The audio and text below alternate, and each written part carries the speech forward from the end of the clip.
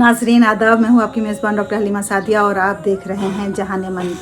जहान मन में आज हम बात करेंगे ख़वातीन के स्पेशल इश्यूज़ के बारे में जो ख़ास तौर से रमज़ान में उनको दरपेश होते हैं। तो सबसे पहले आइए हम देखते हैं कि ख़वातीन के वो क्या ख़ास मसाइल हैं, वो क्या ख़ास बातें हैं जो सिर्फ़ ख़वातीन के साथ मख़सूस हैं। इस ज़िम्न में सबसे पहली जो बात आती है वो बात है हैज़ और निफास।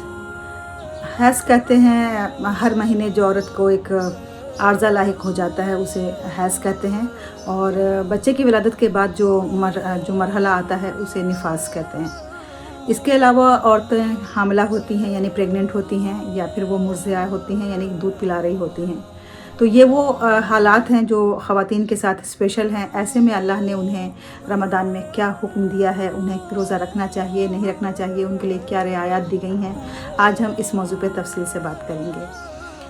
बचपन से नाज़रीन मैं एक चीज़ सुनते आई थी, वो ये कि ख़वातीन के लिए इजाज़त है कि वो अपने शौहर के लिए चाहें तो खाने का नमक चख लें या खाने का मज़ा चख लें।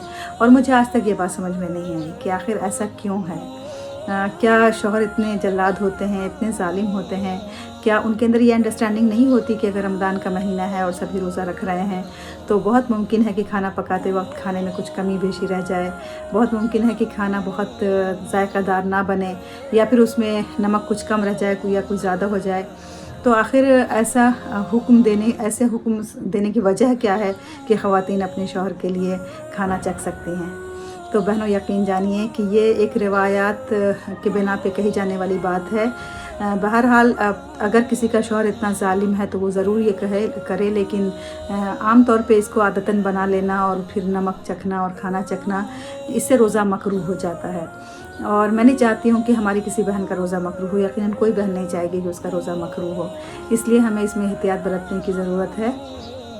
और हमें लगता है कि मर्द हजरात इतने अक्लमंद होते हैं और इतनी अंडरस्टैंडिंग उनके अंदर होती है कि वो ज़रूर समझ जाएंगे कि अगर खाने में कुछ जायका कम है तो उसकी वजह यह है कि खाना पकाते वक्त उसे चखा नहीं गया है। और अब रही बात हैज़ की, तो हैज़ के दिनों में रोज़ा ना रखने का हुक्म दिया गया है, यानी कि अगर कोई औरत रोज़ा रखना भी चाहे तो रोज़ा नहीं रख सकती है, उसका रोज़ा नहीं होगा और उसे उन तमाम दिनों के लिए क़ज़ा रोज़ा रखना पड़ेगा रमज़ान के बाद। और यही हुक्म निफास के बारे में है कि अगर किसी की विलादत होती है रमज़ान के दिनों में तो ज़ाहिर सी बात है कि वो विलादत के बाद जो उसके यहाँ खून जारी होने का सिलसिला जारी रहता है, तो जब तक वो ख़त्म नहीं हो तब तक वो रोज़ा नहीं रख सकती हैं और उसकी क़ज़ा उनको बाद में रखनी पड़ेगी। हैज़ और निफास दोनों की क़ज़ा में कोई पूरे दूसरे रमज़ान के आने से पहले तक उसे क़ज़ा कर लेना है, लेकिन कई बार ऐसा होता है कि हमारी बहनें क़ज़ा नहीं रख पाती हैं और दूसरे रमज़ान की आमद हो जाती है। तो ऐसे में बहनें सोचती हैं कि अब हम क्या करें। क्या साल भर सोचती रहें कि अब रोज़े रखेंगे, लेकिन वो नहीं रख पाई और बहरहाल दूसरा रमज़ान आ गया। तो ऐसे में ये हुक्म दिया गया है कि हमें तो ये बताया गया था बचपन में कि रोज़े आसमान में मुअल्लक़ हो जाते हैं और अल्लाह के यहाँ नहीं पहुँचते हैं, इसलिए हमें दूसरे रमज़ान के आने से पहले अपनी क़ज़ा पूरी कर लेनी है। लेकिन बहरहाल जो शरई हुक्म है वो ये है कि बेहतर ये है कि हम इस रमज़ान के रोज़े रखें और जो क़ज़ा रोज़े हैं उसके बदले में फ़िदिया दे दें, और बाद में जब रमज़ान ख़त्म हो जाए तो फिर हम उस क़ज़ा रोज़ों की जो हमारे छूटे हुए रोज़े हैं उसकी क़ज़ा रखें, क्योंकि फ़िदिया देने से भी वो क़ज़ा की अदायगी नहीं होगी, लेकिन अलबत्ता जो हमसे कोताही हुई है, जो हमसे कमी हुई है, हमने पूरे साल उस रोज़े की क़ज़ा नहीं रख पाए, तो उसकी थोड़ी सी भरपाई हो जाएगी और अल्लाह के यहाँ हमारे जो अभी प्रेजेंट महीने के रोज़े हैं, प्रेजेंट रमज़ान के रोज़े हैं, वो शर्फ़ कबूलियत पा जाएंगे। तो ये हुक्म है हैज़ और निफास का। हामला और मुर्ज़िया यानी कि जो प्रेग्नेंट ख़वातीन हैं और जो दूध पिलाने वाली औरतें हैं, उनके बारे में भी यही हुक्म है कि वो मरीज़ के ज़ुमरे में आती हैं। तो जैसा कि मरीज़ के लिए ये हुक्म दिया गया है कि अगर उसका मर्ज़ इतना संगीन है या इतना सीवियर है कि वो रोज़ा उसको नुकसान पहुंचाए तो वो रोज़ा ना रखें। लेकिन अगर किसी को ऐसा मर्ज़ है जिसमें कि रोज़ा रखने से कोई फ़र्क नहीं पड़ता है और डॉक्टर ने कहा है कि वो रोज़ा रख सकते हैं, तो फिर उन्हें रोज़ा रखना चाहिए। यही हुक्म हामला और मुर्ज़िया का है। ये ख़ातून ख़ुद समझती हैं बेहतर अपने बारे में, अपने जिस्म के बारे में, अपने हालात के बारे में कि क्या उनके लिए रोज़ा रखना मुनासिब है या नहीं है। अगर वो रोज़ा रख कर के भी अपने आप को बहुत ही कवी महसूस करती हैं, किसी किस्म की कोई कॉम्प्लिकेशन नहीं आती है, उनकी प्रेगनेंसी में कोई परेशानी नहीं होती है या बच्चे को दूध पिलाने में कोई दुश्वारी नहीं होती है, तो वो रोज़ा रख सकती हैं। और अगर उन्हें ये सब दुश्वारियाँ आती हैं तो वो रोज़ा ना रखें, उनको इसकी इजाज़त दी गई है। अब बहन, ये तो बात हो गई हैज़, नफास और हमल और इज़ात की। अब देखिए, एक जो बहुत बड़ा हम सबको मर्ज़ लाहक होता है, ख़ास तौर से हम ख़वातीन को, कि हम अक्सर व बेशतर कभी ग़ीबत में मुनहमिक हो जाते हैं, कभी झूठ बोलते हैं, और रमज़ान के दिनों में भी हमसे ये कोताही हो जाती है। बहुत हम एहतियात हालांकि करते हैं, लेकिन फिर भी कई बार ऐसा होता है कि एहतियात करने के बावजूद भी हम इससे नहीं बच पाते हैं।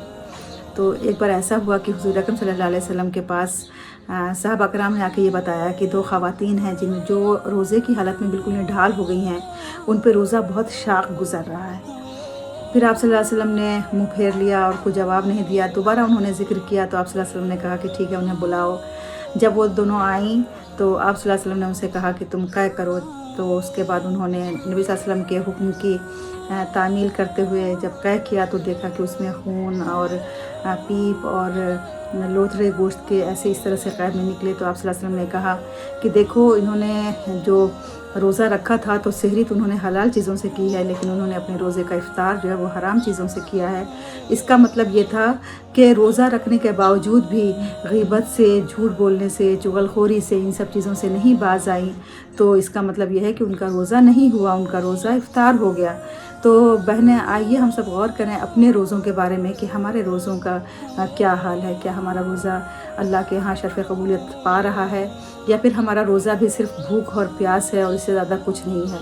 क्योंकि कहा गया है कि कुछ ऐसे सायमीन होते हैं, कुछ ऐसे कायमीन होते हैं जिनको, सायमीन को यानी रोज़ा रखने वालों को सिर्फ़ भूख और प्यास के और कुछ नहीं मिलता है, और कुछ ऐसे कायमीन होते हैं यानी कि रातों को क़याम करने वालों को, जिनको सिवाय खड़े होने के और पाँव दुखाने के और उनके कुछ नहीं हासिल होता है।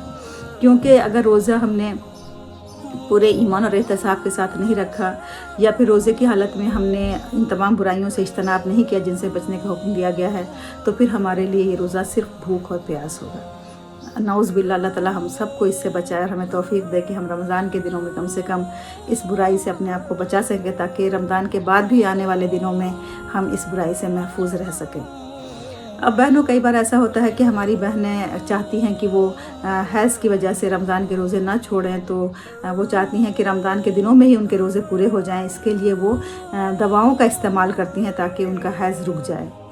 तो देखिए, अगर आपके जिस्म को इस दवाओं के इस्तेमाल से कोई नुकसान नहीं हो रहा है तो इसमें कोई हर्ज नहीं है, आप वो दवाएं इस्तेमाल कर सकती हैं। लेकिन अगर आपके जिस्म को कोई नुकसान पहुंचता है, उसके कुछ साइड इफ़ेक्ट्स होते हैं, तो इसके लिए आपको डॉक्टर से पहले सलाह लेनी है कि उसके साइड इफ़ेक्ट्स तो नहीं हो रहे हैं, और अगर कोई साइड इफ़ेक्ट्स है तो फिर आपको वो दवा नहीं लेनी चाहिए। और सबसे बड़ी बात यह है कि देखिए, जिस अल्लाह ने हमें बनाया है उसने ही हमारे साथ ये तमाम ख़ास चीज़ें रखी हैं, क्योंकि इसका एक मकसद है। हमें इस कायनात में एग्जिस्टेंस के हम ज़िम्मेदार हैं, यानी कि बच्चे को पैदा करने के हम ज़िम्मेदार हैं। इसके लिए ये तमाम चीज़ें हमारे जिस्म के लिए ज़रूरी हैं। तो इसको कबाहत से लेने के बजाय, या इसको कुछ ऐप समझने के बजाय, या ये समझने के बजाय कि हमारी इबादत में ये खलल डाल रहा है, हमारी इबादत में ये रखना डाल रहा है, हमें बल्कि उसको एक पॉजिटिव वे में लेते हुए, और उस दरमियान अगर हम नमाज और रोज़ा नहीं कर सकते हैं, बाकी और जितनी भी चीज़ें हैं, दुआएं हैं, अस्कार हैं, उनका अहतमाम कर सकते हैं, वो सब करना चाहिए। लेकिन बहरहाल, अगर कुछ बहनों ने दवाएं ले ली हैं और उसकी बना पे उनका हैज़ रुक गया है, तो फिर वो अपने रोज़े पूरा कंटिन्यू करेंगे और फिर उनके ऊपर कोई क़ज़ा नहीं होगी। लेकिन अगर बहनों ने दवा ली और फिर भी उनका हैज़ नहीं रुका और फिर भी उनके खून आने लगा, तो इसका मतलब ये है कि उनके ऊपर हैज़ का हुक्म नाफिज होगा और उन्हें रोज़े छोड़ने होंगे, जिसकी क़ज़ा उन्हें बाद में करनी होगी। इसके अलावा हमारी बहनें कई बार ये सोचती हैं कि हमारा रोज़ा कहीं ऐसा तो नहीं कि हम काजल या सुरमा लगाते हैं तो उससे टूट जाए।